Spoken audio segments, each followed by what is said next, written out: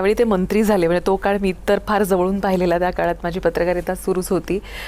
पटकन डिसिजन, म्हणजे मला असं वाटतं की त्यांच्या टेबलवर फाईल फार काळ रेंगाळत राहिली आहे कुठल्याच विषयाची, असं फार कधी झालेलं नव्हतं. नाही, ते आजही आमच्या वडिलांचं एक भाषण म्हणजे शेवटच्या काही वर्षातलं होतं, त्यांचं निधन होण्यापूर्वी. कवठेमहांकाळ तालुक्यातलं होतं. मला वाटतं पवारसाहेबही त्या कार्यक्रमाला आले होते आणि ते असं मंत्री होते त्यावेळेस ते. आणि ते सांगायचे की बाबा माझ्याकडे कुठलंही पेंडिंग काम राहत नाही, करतो बघतो सांगतोय, भानगडच नाही माझ्याकडे. आणि ही मंत्रालयापासून ते महाराष्ट्राच्या प्रत्येक प्रशासकीय अधिकार असेल किंवा कॅबिनेटमध्ये मंत्रिमंडळातले त्यांचे सहकारी असतील, प्रत्येकाला हे माहीत होतं की ही म्हणजे कुठली फाईल विषय पेंडिंगच नाही. मला असं वाटतं त्या काळामध्ये तुम्ही यूथ नेता म्हणून तुमची जडणघडण चालू होती ज्या काळामध्ये ते मंत्री होते. सो तो एक अनुभव कसा असायचा, किंवा ते कधी सांगायचे का की असं करा तसं करा, हे नका करू किंवा काय? नाही, खरं मी ही मोल्ड यू खरं मी 1999-2000 साली म्हणजे वयाच्या 18व्या-19व्या वर्षी मी राजकारणात आलो.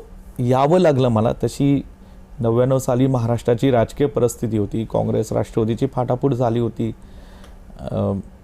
आणि म्हणजे मी तर कॉलेजचा विद्यार्थी होतो, मला फार काही इच्छा नव्हती, पण परिस्थिती अशी झाली की मला यावं लागलं. नंतर मी काय फार नाही, मी माझ्या पलूस कडेगाव मतदारसंघ, आमच्या वडिलांचा जो मतदारसंघ आहे, तिथल्या लोकांशी कनेक्ट ठेवणे, तिथल्या तरुणांचे प्रश्न समजून घेऊन ते सोडवण्याचा प्रयत्न करणे, एवढाच माझा रोल होता. आणि 1999-2000 पासून 2009पर्यंत तेच मी काम केलं. मग मतदारसंघाच्या पलीकडे मी फार जात नव्हतं, कारण मी राजकारणात ज्युनियरही होतो. उगाच आपण दुसऱ्याच्या मतदारसंघात जिल्ह्यात नेता फिरून काय उपयोग नव्हता आणि मला ते करायचंही नव्हतं. आणि मग तो जो काय 8-9 वर्षाचा काळ होता, ह्याच्यात मला लोकांच्या मध्ये राहून, लोकांशी संवाद करून जे काही एक तरुण वयामध्ये अनुभव आले, ते अनुभव फार भविष्यकाळात उपयोगी ठरले. आणि मग मी 2009च्या नंतर मी थोडं जिल्ह्याच्या राजकारणात सक्रिय झालो. महाराष्ट्रामध्ये मला युथ काँग्रेसवर सरचिटणीस, उपाध्यक्ष अशी काही पदं मिळाली. त्यावेळेस राजीव सातव महाराष्ट्राचे अध्यक्ष होते.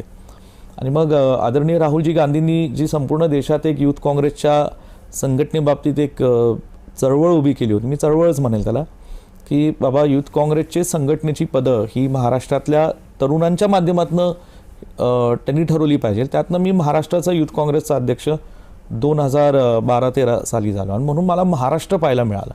ते 7 वर्षाचा काळ मला मिळाला. महाराष्ट्राच्या प्रत्येक प्रांतामध्ये गेलो, प्रत्येक जिल्ह्यात मी 4-4, 5 वेळा जाऊ शकलो.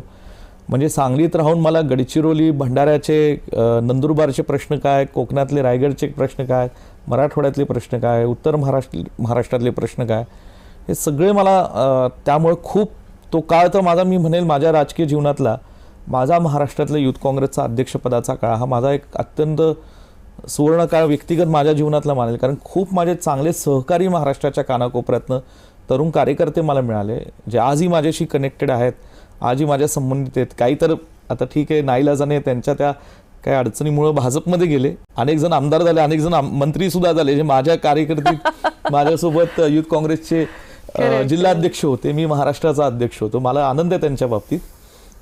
परंतु अशी खूप चांगली जीवाभावाचे सहकारी महाराष्ट्रात मला मिळाले, महाराष्ट्र पाहायला मिळालं, खूप काही शिकायला मिळालं. म्हणून तो काळ मला चांगला होता. खरं आहे, म्हणजे इतरांना ती संधी मिळाली, पण तुम्हालाही अशा संध्या समोरून आलेल्या त्याबद्दल काय सांगाल? मला असं वाटतं राजकारणात, सध्याच्या राजकारणात दुर्दैव असं आहे की विचार, नैतिकता, कर्तव्य, कुठेतरी ह्या सगळ्या गोष्टींचा काही, सगळ्याच नाही, काही राजकारण्यांना त्याचा विसर होत चाललेला आहे. ठीक आहे, बदलता काळ आहे, बदलती परिस्थिती आहे, बदलत्या काळातल्या बदलत्या परिस्थितीतले लोक पण आहेत. आणि म्हणून त्या अडचणींमुळे काही गोष्टी होतात, जसं त्याला माहीत, मी त्याच्या खोलात जाऊन काही बोलणार नाही.